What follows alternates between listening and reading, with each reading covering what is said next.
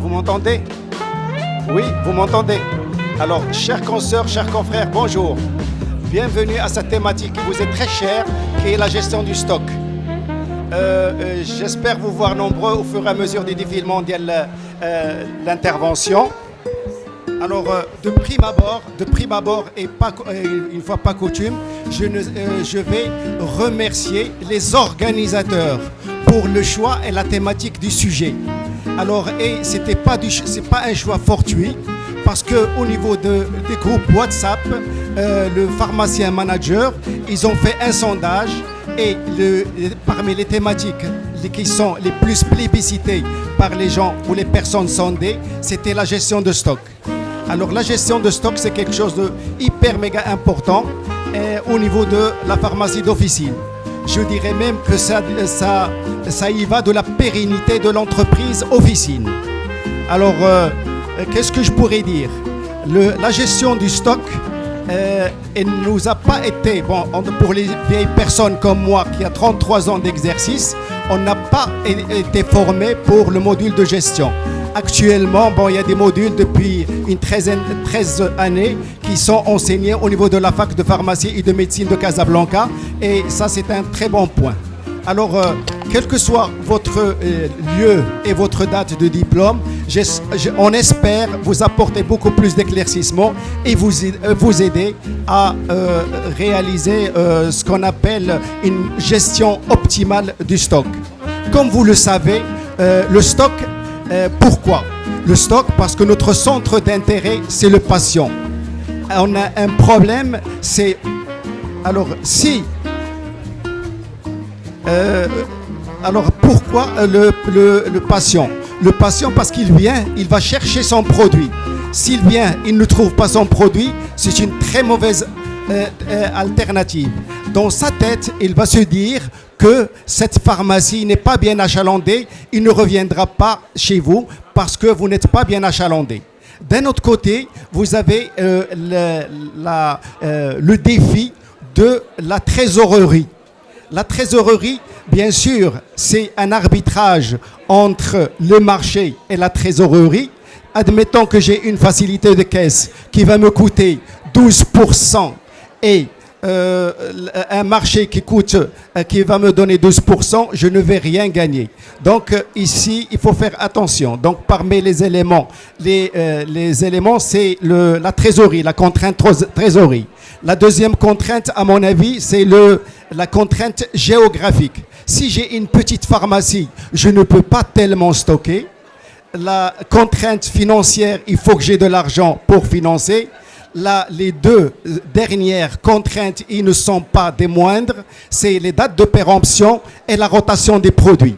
Ça ne sert à rien de commander un produit et le garder 6 mois, 1 an dans sa pharmacie. Il faut qu'il y ait un turnover. Alors pour nous, pour débattre de toutes ces situations, j'ai d'éminents experts en la matière. Ici, à ma droite, j'ai Monsieur Zahir, qui est... et je vais lui laisser le soin de se présenter. Pourquoi? Parce qu'il a un background et des compétences qui m'échappent et je voudrais qu'il va les partager avec vous. Merci beaucoup. Je me présente, donc certains m'ont écouté avant dans la table ronde formation continue. Je suis Marwan Zahir, je suis fondateur de Anova Pharma Consulting. C'est une entreprise qui est dédiée à l'accompagnement des pharmacies. Et un des piliers où on travaille beaucoup avec les pharmaciens et pourquoi ils nous appellent à la formation, c'est justement la gestion de stock et la trésorerie. Parce que c'est très associé, et c'est ce que disait Monsieur Hefdi, c'est très important de bien comprendre que la viabilité de votre entreprise va être basée sur la santé financière que vous aurez. Et ça va dépendre de la rotation des produits. Donc beaucoup d'entre vous, et c'est normal comme il l'a commenté, dans le tronc commun, vous formez...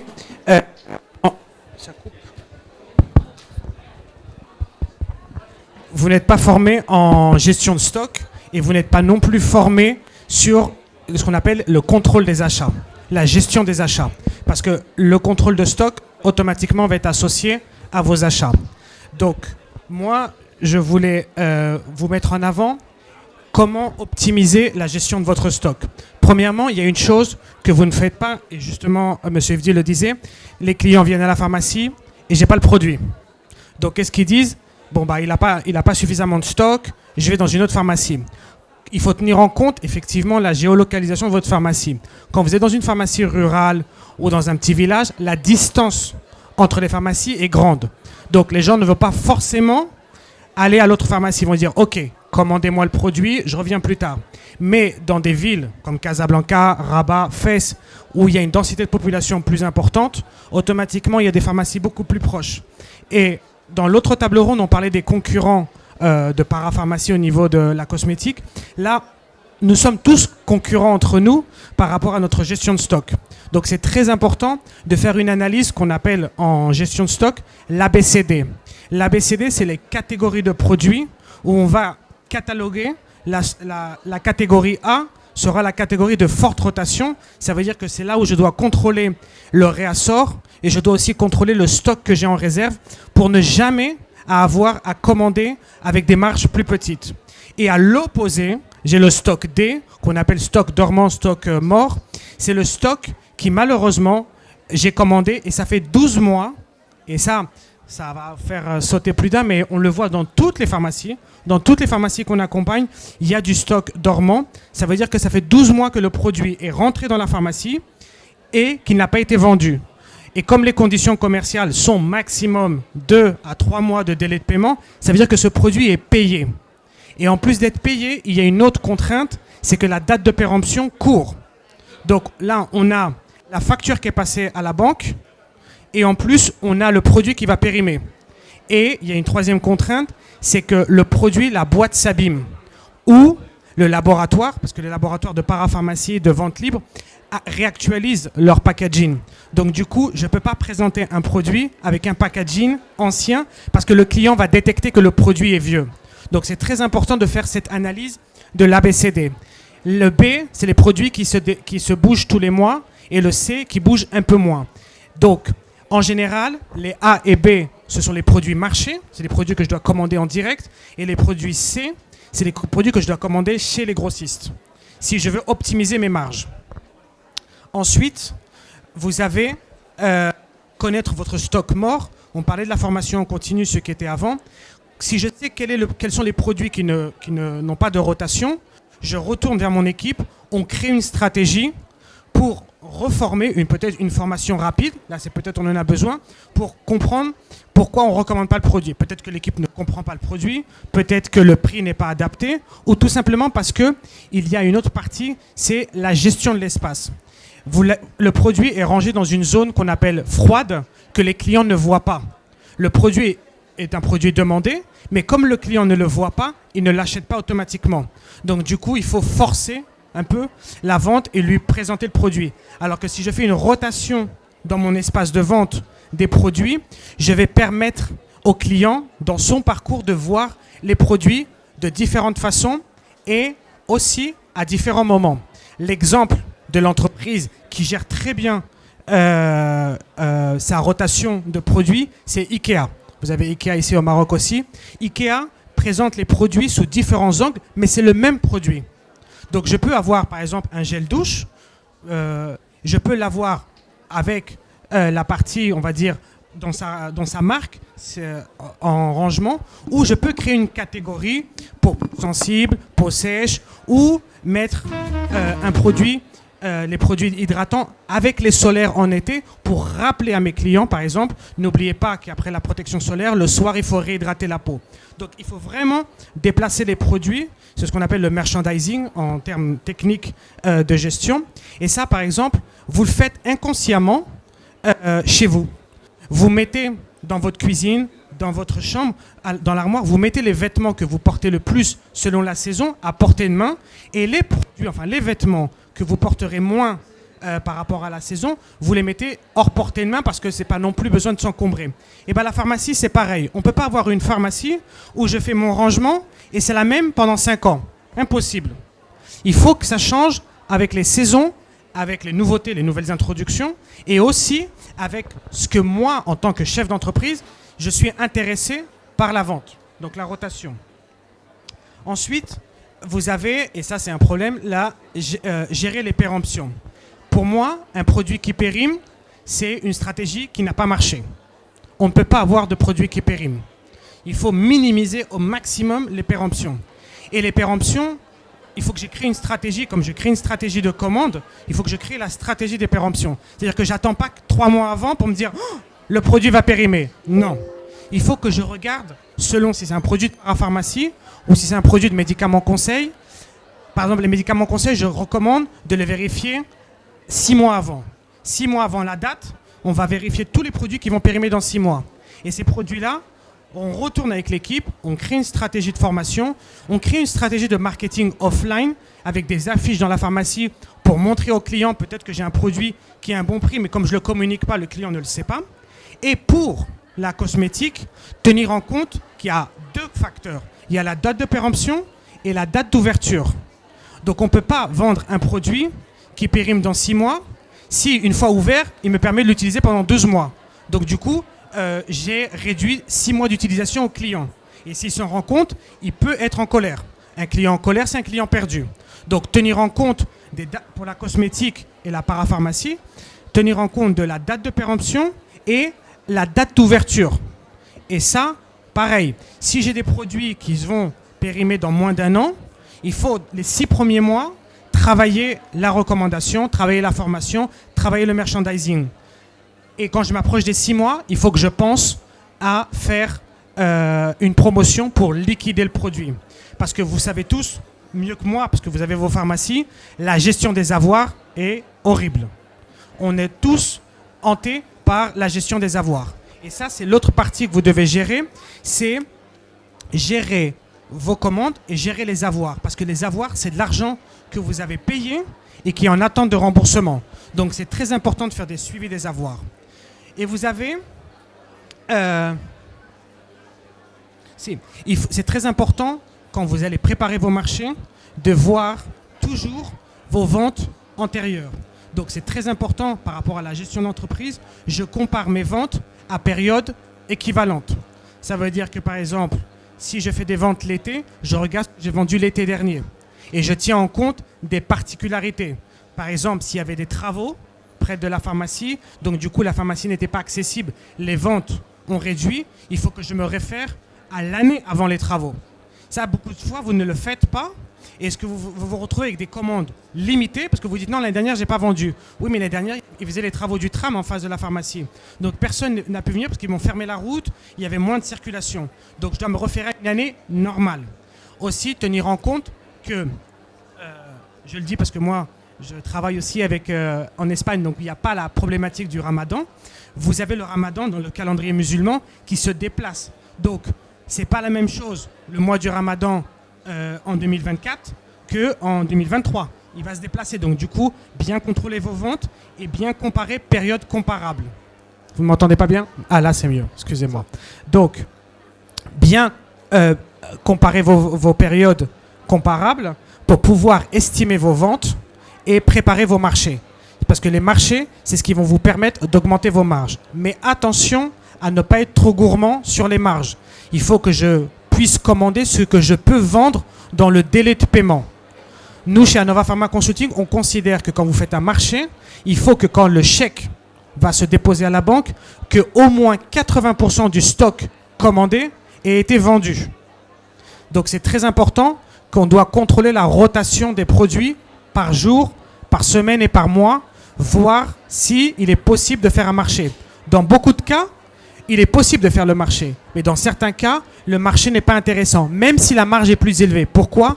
Parce que comme le commentait M. Yves dit, quand le chèque va se présenter à la banque, je vais avoir un trou dans la trésorerie. Et la gestion de stock passe aussi par la gestion des catégories de votre pharmacie. Il est très important que vous compreniez que chaque catégorie de la pharmacie doit s'autofinancer. Beaucoup d'entre vous, on le verra donc quand on parlera de la parapharmacie, au début, c'est vrai que si je veux récupérer la parapharmacie, je veux réinvestir, je vais faire un investissement initial d'introduction, de travaux dans la pharmacie, etc. Mais il y a un moment où cette catégorie doit s'autofinancer. Par exemple, les laboratoires pharmaceutiques le font très bien. C'est-à-dire qu'ils ont des gammes de produits. par exemple, vous avez l'immunologie, la cancérologie. Donc au début, on investit dans la cancérologie pour lancer les produits, mais une fois que les princeps sont sur le marché, ces princeps, ces médicaments, doivent générer suffisamment d'argent pour que le département se finance et puisse réinvestir dans le futur. Et ça, beaucoup de fois, vous ne faites pas attention à cette partie. Vous prenez toujours sur les ventes de médicaments. Donc faites attention à la trésorerie.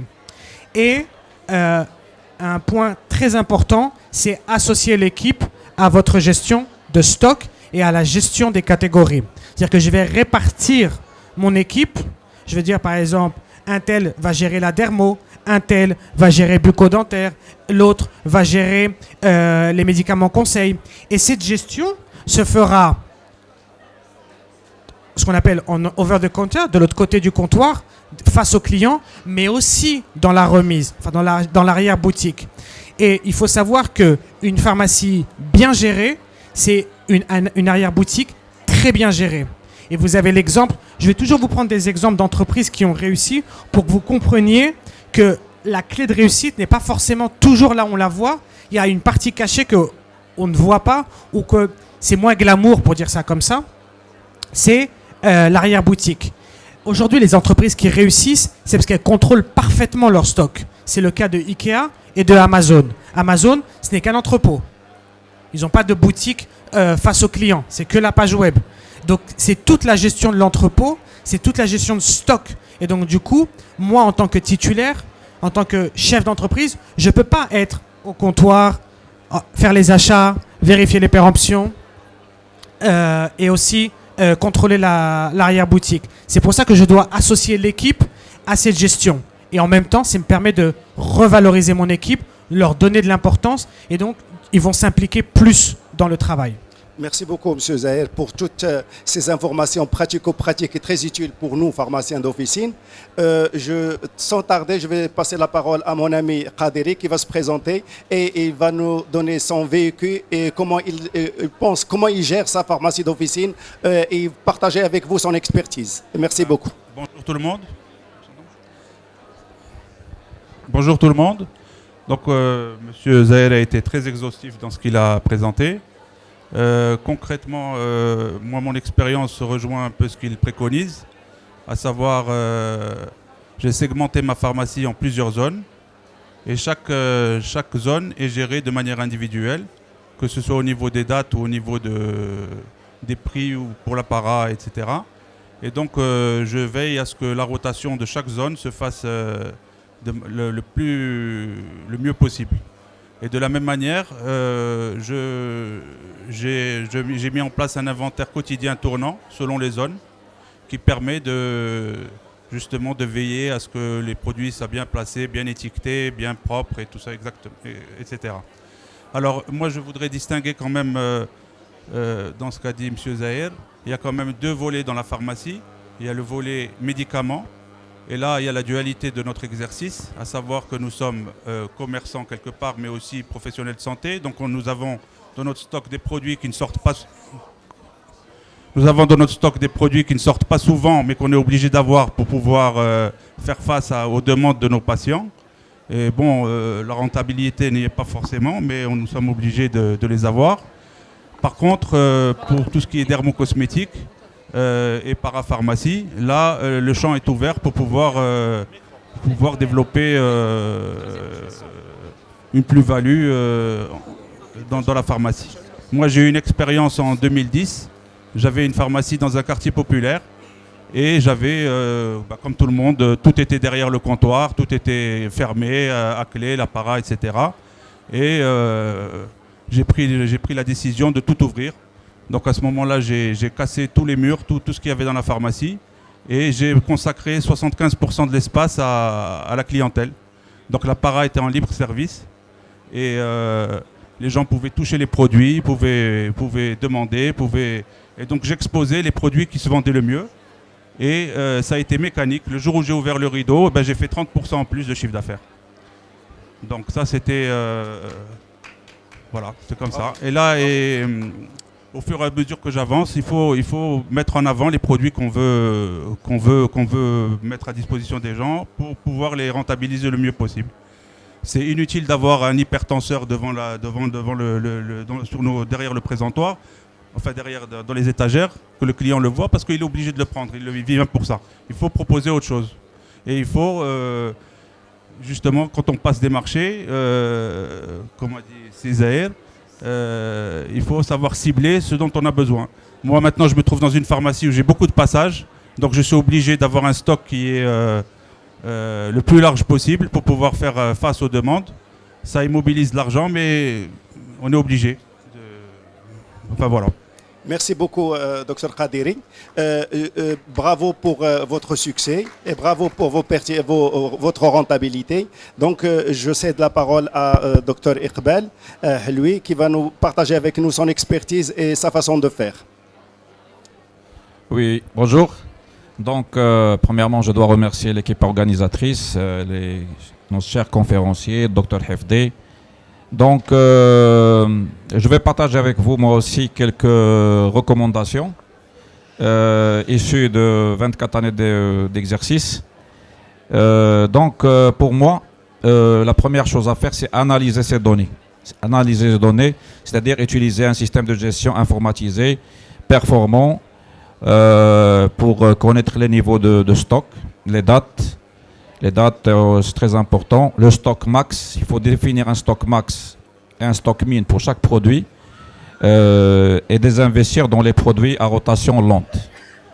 Donc, la prévision de la demande, donc ça, c'est très possible grâce récemment au logiciel basé sur l'intelligence artificielle.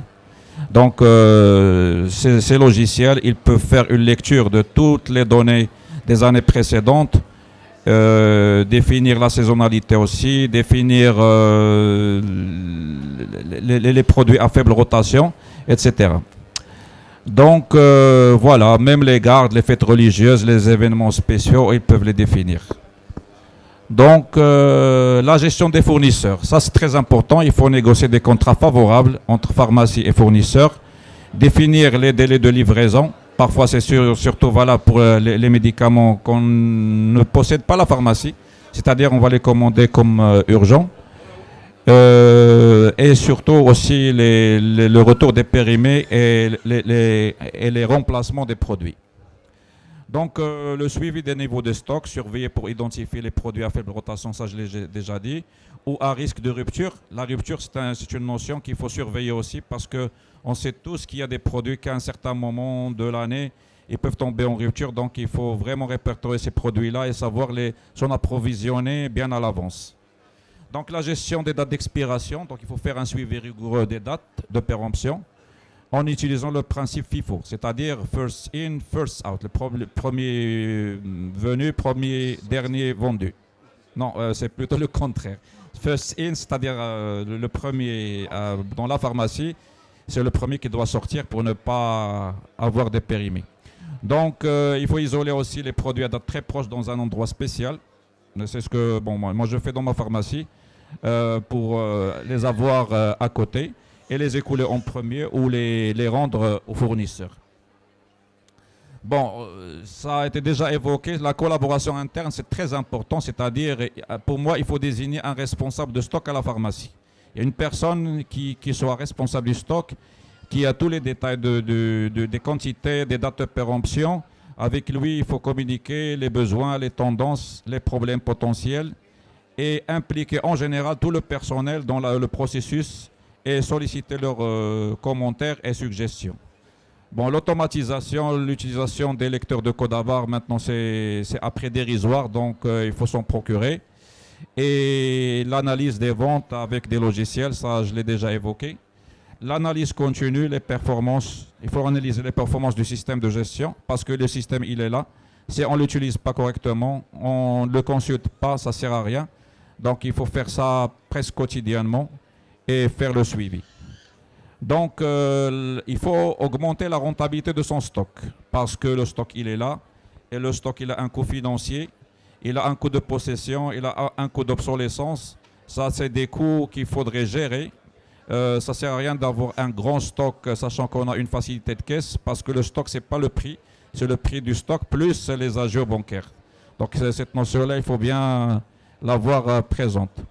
Donc le stock, il représente une immobilisation financière importante au sein de l'officine. Donc il faut trouver l'équilibre entre le stock optimal et le stock le plus rentable.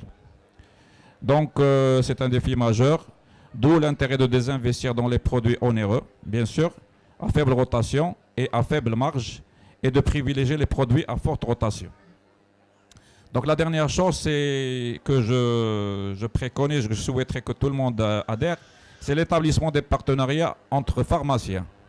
Donc pour passer des commandes grossistes groupées ou laboratoires de para, n'importe quoi, il faut passer des commandes groupées, notamment grâce aux JE qui débarquent de plus en plus chez nous au Maroc et qui font la négociation entre les fournisseurs et les pharmacies d'officine. Donc cela permet d'obtenir des remises plus importantes sur les produits à forte rotation. Cette collaboration peut également vous permettre de partager des conseils et des bonnes pratiques pour améliorer la rentabilité du stock. Voilà ce que j'avais à dire. Merci beaucoup. Alors, merci. Avant de donner la parole à la salle, je voudrais faire une synthèse de tout ce qui a été dit et apporter ma touche personnelle en tant que praticien depuis 33 ans. Alors, je rebondis sur tout ce qu'a dit Dr Zahir. Bien sûr, la méthode ABC, elle est excellente à condition de savoir la maîtriser. Donc, sur YouTube, je vous assure que c'est hyper méga facile. Alors, de quoi s'agit-il? Je prends par exemple mes sorties de médicaments sur une période donnée. Par exemple, du 1er janvier au 31/5, par exemple, je vais faire mes sorties. Et le logiciel va me donner ça. Ensuite, je vais balancer ça vers Excel. Et là, le prérequis Excel est important. Quelqu'un qui ne maîtrise pas l'Excel, il ne peut pas le faire. Alors ici, une fois que j'ai balancé vers Excel, je vais filtrer par la cellule sélectionnée. Elle va me donner du prix le plus, du chiffre d'affaires du médicament le plus cher qui a donné le maximum de chiffre d'affaires. Et va diminuer au fur et à mesure, du plus que celui qui a donné le maximum de chiffre d'affaires en descendant jusqu'à celui qui a donné le moins de chiffre d'affaires. Mais attention, c'est pas encore complet parce que il faut segmenter ses ventes. Alors segmenter les ventes, c'est segmenter en T1, en T2, en T3, en T4. Parce que le Nordilette qui coûte 12 000 dirhams, il va se trouver il va se trouver en premier. Alors ce Nordilette, moi je le reçois qu'une fois par an, une fois tous les 2 ans. Donc, si je fais sur le chiffre d'affaires le plus important, ça ne tient pas la route. Donc, c'est pour ça qu'il faut segmenter. Et une fois que j'ai segmenté les T1, j'ai segmenté les T2, j'ai segmenté les T3, j'ai segmenté les T4. Alors, je vais sélectionner les T1, toujours dans le cas de l'Excel. Je vais segmenter les T1 et je vais voir celui qui sort le plus. Alors, à ce moment-là, je vais calculer mon taux de rotation. Mon taux de rotation, c'est la quantité vendue, c'est le stock initial, plus mes achats, moins le stock final. Le tout divisé par un stock moyen. Et ça va me donner un taux de rotation. C'est-à-dire combien de fois dans l'année ce produit sort.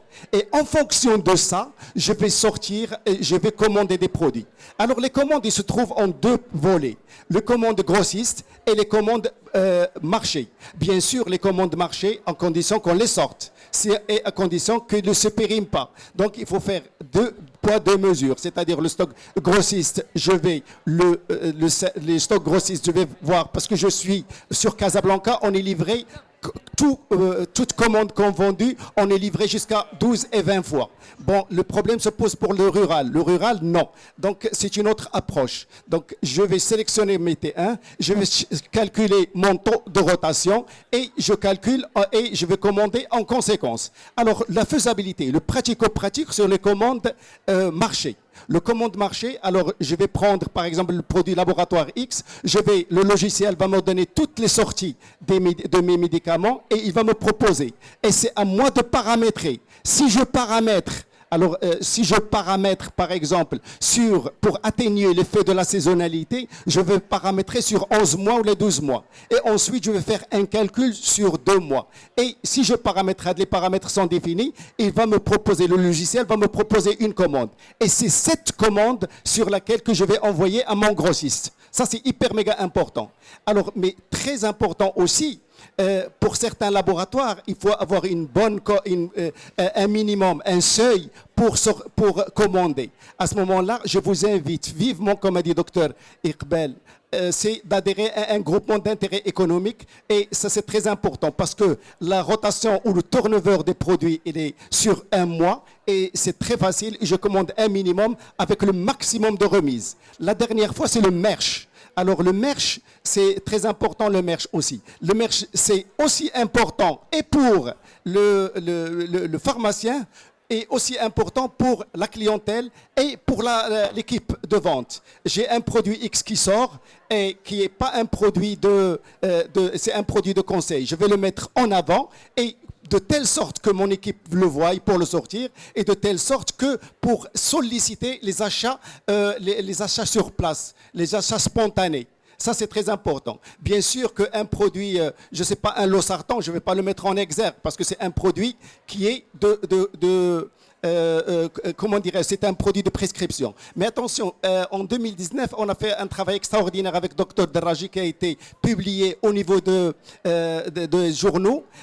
C'était concernant les sorties officines. Les sorties officines se composent par 70%. Ça, retenez bien les chiffres que je vais vous dire et vous allez en tenir compte pour vos commandes. Alors 70% c'est les sorties prescription. 24% c'est les sorties automédication. Uniquement 9% des produits en conseil. Donc je vous sollicite de travailler sur un produit qui va sortir selon les 3 voies. Ne commandez pas a priori des produits qui nécessitent uniquement 9% et qui vont vraiment dormir. Ça, c'est important aussi. En pratique, chaque jour, ce que je fais, c'est que je regarde je fais comment dirais-je, et je vous invite à le faire, les inventaires tournants permanents. De quoi s'agit-il ces commandes permanents tournants? C'est-à-dire, j'ai sorti hier vendredi, j'ai sorti des produits. Alors, je les ai sortis. Il y a 2 filles, une qui est au niveau du laboratoire, au niveau de l'ordinateur, et l'autre au niveau du stock physique. 1, pour éviter le coulage, et 2, pour suivre mon stock.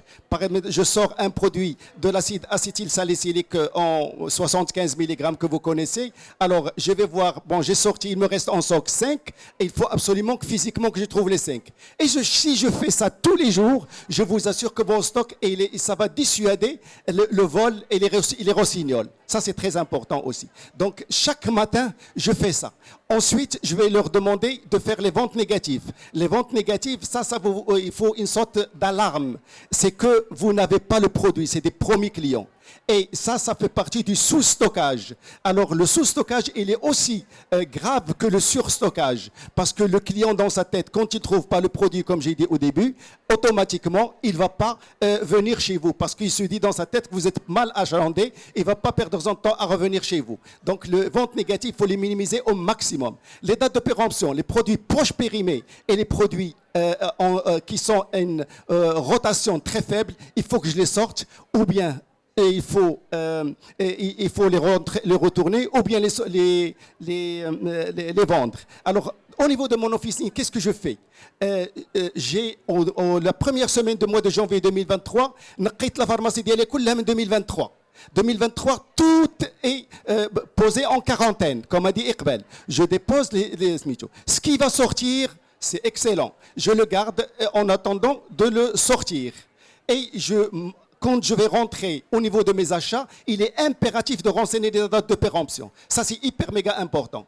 Ça, c'est aussi important. Donc, je mets en quarantaine. Les produits qui sont sous prescription, un losartan plus un hydrochlorothiazide, je ne vais pas le sortir, je le retourne au niveau de mon grossiste. Et là, je vous sollicite aussi pour vraiment faire très attention à cet avoir. Je fais partie d'une grossisterie. Je vous assure que le mal au niveau de chaque grossisterie, c'est le service avoir. Personne ne reste au niveau du service avoir. Pourquoi? Parce que quand vos employés, là, s'ils ne sont pas suivis, le produit, il va aller chez la grossisterie, il va rester 6 mois, 7 mois. Si vous ne réclamez pas, bien sûr, il va rester et c'est vous qui allez être perdant. Ça, c'est très, très important. Donc, le turnover et les avoirs, il faut faire très attention. Donc, moi, personnellement, ce que je fais, je le suis.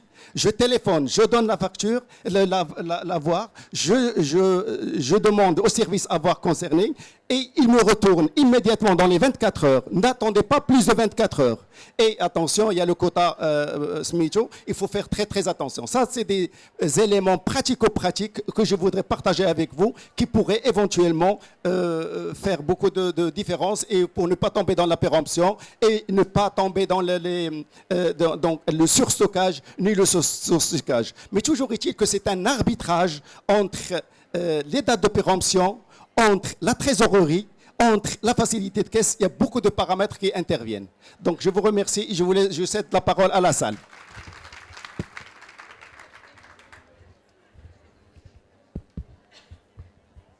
Merci beaucoup, merci pour tous les intervenants, d'ailleurs pour cet éclairage. Je voudrais juste rajouter quelque chose. Donc, je voulais justement parler de mon expérience sur la gestion des promis. Toi, tu l'as appelé gestion négative, vente négative.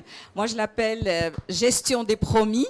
Alors, normalement, je mets un tiroir pour mettre justement toutes les ventes des produits que je n'ai pas et que normalement, je dis aux patients de revenir soit l'après-midi, soit le lendemain. Ce que je voudrais apporter comme conseil, c'est d'appeler tout de suite le grossiste et de voir si le produit existe. Parce que des fois, on donne aux patients comme quoi, OK, vous revenez pour avoir les 2 autres produits qui restent ou les 3. Et quand on appelle le grossiste, le produit n'est pas disponible. Il vaut mieux prendre tout de suite le téléphone, appeler et voir, ou alors avec les applications qui sont maintenant mises en place pour voir si le produit est disponible. La gestion des promis, il y a la partie qui est médicaments et qui ne nécessite pas le frigo, enfin la température, parce qu'il y a moyen de le mettre dans une étagère au niveau du frigo pour qu'on sache que c'est un produit qui est déjà vendu, il est déjà réglé, il faut bien le gérer. L'inventaire, tu as parlé de quelque chose qui est très très important, c'est pour gérer le stock, il faut l'inventaire journalier des ventes et le faire le lendemain. Ça évite justement le coulage, c'est quelque chose de très très important. Les promis, moi je conseille beaucoup de ne pas faire justement, enfin pas les promis, les avoirs. J'encourage justement les pharmaciens de ne pas le faire parce que c'est une méthode de coulage, de vente. Soit c'est le pharmacien lui-même qui doit gérer ça, soit parce que si c'est le personnel, c'est une façon de faire justement, c'est un moyen de faire, de voler. Là, c'est une question que j'aimerais bien poser aux intervenants. Quel est le meilleur pourcentage d'avoir du stock qu'on peut avoir par rapport au chiffre d'affaires? Et merci. Donc, je remercie Aïcha Zahi qui nous a toujours ébloui avec ses remarques très pertinentes et c'est des compléments d'information hyper méga utiles. C'est à vous de les mettre en pratico-pratique dans votre pratico-vicinale. Avant de donner la parole à nos éminents orateurs, il y a un volet réglementaire que j'ai omis et Aïcha a bien fait de le souligner, c'est le volet inventaire de fin d'année qui n'a pas été soulevé. Alors le volet inventaire, sachez que la réglementation en vigueur veut que nous calculions la marge commerciale. La marge commerciale, elle est de entre 32 et 33%, et il est impératif que vous trouviez cette marge de 33%. Comment est-ce calcul? C'est mon chiffre d'affaires moins achat revendu, entre parenthèses, multiplié par 100, divisé par mon chiffre d'affaires. Et l'achat revendu, c'est mon stock plus achat moins stock final. Vous voyez l'importance du stock. Ne vous fiez pas directement à votre comptable. Et il y a certains pharmaciens qui vraiment donnent la main pour calculer un stock final. Parce que lui, il faut qu'il trouve actif égale passif. Il va bidouiller le stock final. Ça ne sert à rien d'avoir un chiffre d'affaires de 1 million de dirhams et d'avoir 600 000 dirhams de stock. Donc, il est très impératif de veiller à calculer ces 33%, il faut que les trouver. Ou bien c'est stock et chiffre d'affaires divisé par achat revendu, il faut que se trouve entre 1,48 et 1,5. Et je cède la parole à la salle à nos éminents intervenants pour répondre à la question Aïcha.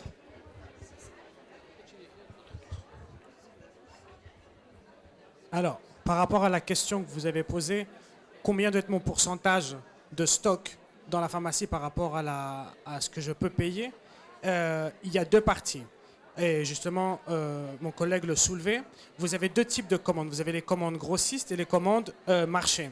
Les commandes grossistes, il faut avoir le stock de ce que vous vendez dans la journée ou dans la semaine. Parce qu'il y a des médicaments, effectivement, qui ne vont pas se vendre tous les jours, qui vont se vendre une fois tous les 3 jours, une fois par semaine. Et c'est important de bien utiliser son programme informatique parce que vous le payez, ce programme. Et ce programme vous permet de créer des stocks minimum et des stocks maximum. Ça veut dire que le stock minimum, c'est la quantité de boîtes que je dois avoir dans le tiroir pour pouvoir couvrir la période quand je vais recommander l'autre produit. Et le stock maximum, c'est parce que ce produit a une rotation plus élevée et donc du coup, je peux avoir un peu plus de boîtes. 2 boîtes, 3 boîtes, 4 boîtes que je peux avoir. Les commandes marché, elles ne peuvent pas excéder 30% de votre... ce que vous avez en stock ne peut pas excéder 30% de votre chiffre. Parce que ça va de la viabilité de votre trésorerie. Il faut savoir que tout ne se fait pas en marché, on ne commande pas tout en marché, on a besoin des grossistes parce qu'il y a des produits qui ne se vendent pas tous les jours, même en parapharmacie. Et donc du coup, j'utilise ce levier des grossistes pour justement permettre de couvrir la demande de mes clients. Mais je ne peux pas rentrer dans l'excès, c'est ce que disait M. Yvdi, je ne peux pas rentrer dans l'excès d'avoir trop de stock. Parce que si j'ai un imprévu à la fin du mois, à la fin du trimestre, et que je n'ai pas vendu ce stock, je me retrouve à devoir me retourner vers les banques. Et donc du coup, la marge de 33% n'est plus de 33%, parce que la banque va prendre ses intérêts. Le partenaire financier va prendre. Donc du coup, tout ça, ce sont des chiffres qu'il faut prendre en compte dans le calcul de la marge nette que je vais avoir après avoir retiré tout ce que ça me coûte. Et donc, pour dire, pas plus de 30% pour vos marchés. Et les stocks distributeurs, c'est commander au jour le jour, à la semaine, ce que vous avez besoin. Ne pas rentrer dans l'excès. Mais très important, éviter de ne pas couvrir la demande. Ça aussi, c'est un problème. Les deux excès sont mauvais. D'autres questions de la salle?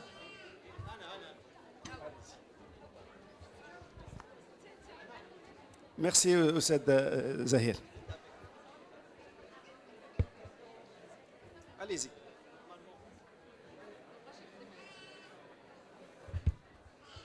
Allô? C'est bon. Normalement, c'est excellent de parler de la gestion, mais il y a deux modalités. Vous parlez maintenant pour la modalité de la pharmacie qui se tire au niveau de la ville. S'il vous plaît, on écoute notre confrère. S'il vous plaît, on écoute notre confrère, s'il vous plaît. On parle de la gestion, c'est excellent, mais il y a deux volets. La première volet, c'est la pharmacie qui existe au niveau de la ville, ça marche bien. Pourquoi? Parce qu'il y a les grossistes qui sont à côté, il y a les médecins, il y a tout. Mais lorsque la pharmacie est située dans un patelin isolé, il n'y a que la population, il n'y a ni médecins, ni grossistes, ni rien. Comment gérer le stock? Tu dois avoir un stock réalisable pour satisfaire à vos clients. Parce que la majorité des clients qui viennent de Douar, donc ils passent 10 km ou 15 km ou même 20 km pour avoir le produit, vous disiez qu'il n'y a pas de produit. Désolé, Makinch. Makinch, pourquoi? Parce qu'il y a des contraintes. La première contrainte, je demande le produit au fournisseur. Comme exemple, maintenant, un client qui vient chez moi à midi. Moi, j'ai passé la commande à 11 h, à 10 h. Donc, c'est déjà la commande, elle est faite. Je dois lui dire à demain. Ça, c'est contrainte de la livraison. Chers confrères, on a compris votre question. Voilà. Donc, je donne la parole à quelqu'un de la salle pour répondre. Merci beaucoup. Donc, moi, je crois que la gestion du stock, elle est aussi valable pour les pharmacies rurales que pour les pharmacies de ville. Il faut faire des prévoyances pour chaque cas, à mon avis. Parce que même en ville, il y a le passage, il y a des clients, il y a les gardes aussi. Il faut prévoir son stock. Dans tous les cas de figure, comme il a évoqué Sehefdi, la méthode ABC elle est très utile pour prévoir le stock qu'il faudrait avoir. Même moi, pour moi, il faut profiter des nouvelles technologies. L'intelligence artificielle, elle est là. Elle peut faire ce travail. Moi, je ne fais pas de publicité pour aucun logiciel, mais je dis que l'intelligence artificielle, elle est là pour faire ces prédictions et vous aider à mieux préparer votre stock. Moi, par exemple, dans ma pharmacie, je fais une commande par jour. J'ai retiré les fiches pour refaire mon stock. Tout est automatisé. C'est-à-dire, moi, je peux faire une commande par jour et avoir un stock optimal pour répondre à mes clients. Tout en sachant qu'il y a des produits que je commande en urgence parce que je ne suis pas censé les avoir. Un produit qui sort une fois tous les 3 mois ou une fois, je ne suis pas censé l'avoir parce que c'est un coût pour moi. C'est un coût pour la pharmacie. Aussi, les produits qui sont à forte rotation, c'est normal que j'en ai 12 ou 15 ou 20. C'est normal parce que je dois répondre à la demande de mes clients. Donc, je crois que ça, c'est aussi valable pour les pharmacies de ville que les pharmacies rurales. Donc, moi, mon conseil pour vous, c'est faire ou bien une étude manuelle grâce à l'Excel et la méthode ABC, ou bien utiliser l'intelligence artificielle. Merci, mon ami Iqbal. Donc, il a répondu à votre question concernant, si vous pouvez faire, par exemple, la méthode, comme j'ai dit, ABC et switcher vers un Smicho Excel et faire vous-même. Si vous n'avez pas le know-how pour faire, il y a des sociétés, sans faire de publicité, il y a des sociétés qui vont faire ce travail. Il y a aussi l'adhésion au groupement d'intérêt économique. Hein. Donc, je pense que c'est en partie Smicho. Si vous avez d'autres questions, s'il vous plaît, allez-y. Bonjour. Rapprochez votre micro, s'il vous plaît. Merci. Je voudrais d'abord vous remercier pour tous ces éclaircissements qui vont beaucoup nous aider dans le futur. Et j'adresserai ma question, s'il vous plaît, au docteur Kaderi par rapport au côté para. Je viens d'aménager un côté para dans ma pharmacie et j'avais pensé l'ouvrir complètement. Sauf que quand on a décidé de faire ça et que je suis dans un quartier populaire... S'il vous plaît, on écoute la consoeur. Je suis installée dans un quartier populaire. Donc une fois que nous avions décidé d'ouvrir et que les gens puissent rentrer, on a eu énormément de vols. Donc j'ai installé une caméra de surveillance et tout ça. Et ils ont des méthodes pour c'est des pickpockets assez professionnels. Et du coup, j'ai été obligée de refermer encore. Et c'est vrai que le chiffre d'affaires a quand même baissé parce que quand c'est ouvert, les gens touchent, les gens osent, Merci. les gens... Merci. On a compris votre question. Merci beaucoup, Voilà, chère consoeur. si La question elle a été adressée à moi, je pense. Elle a, à tout le monde, à tous les intervenants. donc je laisse Smicho. Oui, donc moi quand j'ai fait ça il y a maintenant plus d'une dizaine d'années, j'avais pas de caméra. Si, j'avais les caméras, mais j'avais aussi le portique anti-vol. Donc qui était une contrainte aussi parce qu'il faut mettre des étiquettes sur chaque produit. Mais bon, il y avait ça. Mais j'avais aussi un comptoir avec une dermoconseillère juste à l'entrée et qui surveillait un peu ce qui se passait. Et j'ai responsabilisé le personnel sur le vol. C'est-à-dire que s'il manquait quelque chose, ils devaient rendre des comptes et ils partageaient entre eux le prix du coulage. Mais il faut savoir que le vol, il est là. Mais par rapport à ce que vous gagnez, il peut ne pas représenter grand-chose si justement vous mettez en place des barrières à dos. Voilà. Merci, docteur Kaderi. Alors, j'ajouterai une petite touche, s'il vous plaît. Vous voulez m'écouter, tuyau, s'il vous plaît. Alors, chère consoeur, je vais vous donner un tuyau. Alors, moi, je suis installé dans un quartier populaire aussi comme vous. J'ai un turnover, la para. Alors, comment faire pour éviter ce problème de coulage et de vol? C'est de demander, les factices au SMIC les factices au laboratoire. Les factices, c'est les boîtes vides. Et de les coller dans un... Et vous faites un présentoir. Et les factices, ils veulent voler. Bon, bah, ils vont être... Donc, c'est très important. Donc, les factices, c'est très important.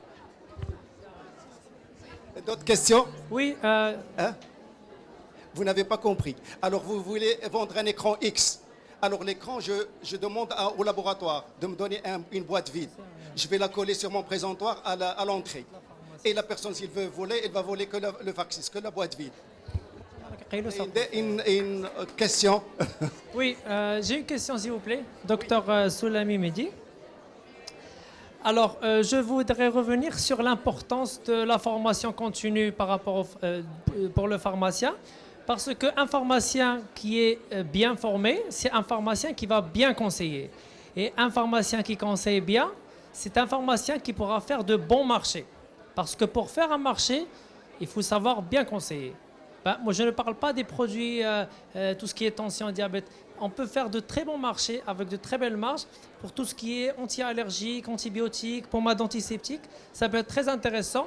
Donc, il faudra savoir bien former les employés. Pour ce qui est de la rotation des médicaments, pour moi, le truc qui serait efficace, c'est d'instaurer un coin conseil de médicaments où on pourrait poser les produits A au lieu d'aller les chercher à chaque fois et de tout le temps tourner dans les rayons et de prendre les produits en surstock qui pourraient être conseillables, par exemple un anti-allergique qui serait pas très connu et qu'on aurait en stock et qu'on mettrait dans le coin conseil et comme on serait de bons conseillers parce que les gens ils font confiance au pharmacien qui est bien formé, ben, à coup sûr, ils vont prendre le produit. Parce que quand tu lui dis, ce médicament, c'est la même chose que l'autre que tu prends, c'est la même efficacité, les gens ils ont tendance à faire confiance au pharmacien quand il est bien formé. Ils font confiance. Je vous le concède, cher ami, parce qu'on est coincé par la contrainte de temps. Oui, ça a été dit. Je termine vite fait. Oui. Tourner à chaque fois, faire le matin et le soir, ou une fois le matin, le pharmacien lui-même, il tourne les rayons. Oui, il connaît par cœur le stock qu'il doit avoir. Donc, quand il y a un produit en surstock qu'il peut conseiller, il le met dans le coin conseil, il le sort lui et ses employés. Comme ça, c'est une rotation très efficace. Comme ça, on peut ne pas avoir de périmètre. Ça, c'est efficace. Mais merci. Docteur Zahir, il a bien spécifié le rôle du MERCH. Là où ce que vous êtes, vous reportez que le MERCH. Ça, le rôle du MERCH, c'est très important et la formation continue. Je ne peux pas, l'adage qui dit que je ne peux pas conseiller quelque chose que je ne connais pas. Donc, une formation préalable est importante. Une autre question, s'il vous plaît. Et je ne sais pas, les organisateurs, si on a débordé sur le temps ou là, si on arrête, je ne sais pas quand est-ce qu'on a commencé. Donc, une dernière ou là, une avant-dernière question, s'il vous plaît. Approchez votre micro, s'il vous plaît.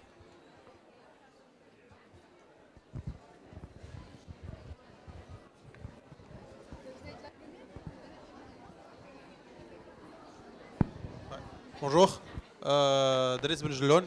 Je ne suis pas pharmacien, mais moi je suis de l'autre côté, je travaille pour un laboratoire. Donc moi j'aurais surtout une question par rapport à l'organisation finalement de notre marché pharmaceutique au Maroc aujourd'hui, qui est surtout un marché de particuliers pharmaciens où on n'en trouve pas où il n'y a pas vraiment de grandes chaînes, etc. Je voudrais parler par rapport à nous, notre position en tant que laboratoire, par rapport à la facilité d'accès aux data. On veut d'avoir des KPI justement qui peuvent être de manière bilatérale entre nous, laboratoire, et vous, pharmaciens, justement dans une optique de gestion de stock, dans une optique de travail ensemble. C'est-à-dire qu'aujourd'hui, c'est quasi impossible de venir se dire que, par exemple, sur le côté, par exemple, parapharmaceutique, il y a eu une promotion. Combien ce client a vendu, est-ce que je dois donner attribuer plus de quantité à ce client ou attribuer plus de quantité à celui-ci chez qui ça a bien performé? C'est-à-dire que ce niveau d'analyse, aujourd'hui, le marché tel qu'il est ne nous le permet pas. On ne peut pas le faire avec toutes nos pharmacies existantes sur le marché, malheureusement. Donc, est-ce que, selon vous, des solutions, on va dire, comme on a dit tout à l'heure, digitales, aujourd'hui, il y a des solutions digitales qui sont liées aux caisses, etc., peuvent donner accès à un laboratoire tel ou tel, instantanément à ces ventes du marché chez chacun et pour pouvoir analyser chacun de son côté. D'accord. Merci beaucoup pour la question pertinente. Là, je m'adresse à qui c'est qui voudrait répondre. Alors, pour les laboratoires, en Europe, parce que c'est toujours ce qui se fait ailleurs, il y a une chose, c'est la gestion de stock des pharmacies. Donc, on parlait pour les pharmaciens titulaires, mais ensuite les laboratoires, je crois qu'au Maroc, parce que j'ai parlé avec des clients au Maroc, vous ne faites pas ce qu'on appelle en Europe les pré-campagnes. Et c'est ce qui permet justement aux laboratoires de parapharmacie en Europe de ne pas avoir de manque pendant la période estivale pour les solaires, pour les moustiques, ou pour la période hivernale pour les antigrippaux, les comprimés à sucer, etc. C'est-à-dire que nous, par exemple, en Espagne, les laboratoires français, espagnols et même d'autres italiens, ce qu'ils font, c'est que là, en ce moment, on est au mois de mai, les pharmaciens, les commerciaux vont présenter les campagnes d'hiver. C'est-à-dire qu'ils vont commander pour l'hiver, pour décembre, janvier, février. Donc, comme il y a des précommandes, le laboratoire sait ce qu'il va devoir produire dans cette période. Il sait si les clients veulent plus de produits ou moins de produits. Et donc, du coup, c'est pour ça qu'en parapharmacie, les laboratoires, en général, ils ont très, très peu de manquants. Et ça, c'est une partie que vous devez travailler, vous, les laboratoires, sur, justement, les pré-campagnes. C'est ce qui va vous permettre d'avoir une visibilité sur du plus long terme. Parce que malheureusement ou heureusement, ça dépend comment on se positionne, chaque pharmacie est individuelle. Donc du coup, on ne peut pas aller récolter 15 000 données de chaque pharmacie. Merci pour votre réponse, Dr Zahir. Alors, une dernière question peut-être. Il y a que les organisateurs peuvent me permettre ça aussi. Une dernière ou là une avant-dernière? Alors, je ne peux pas, je suis très bavard. Je n'arrête pas tant qu'on me dit de ne pas arrêter. Alors, une dernière question.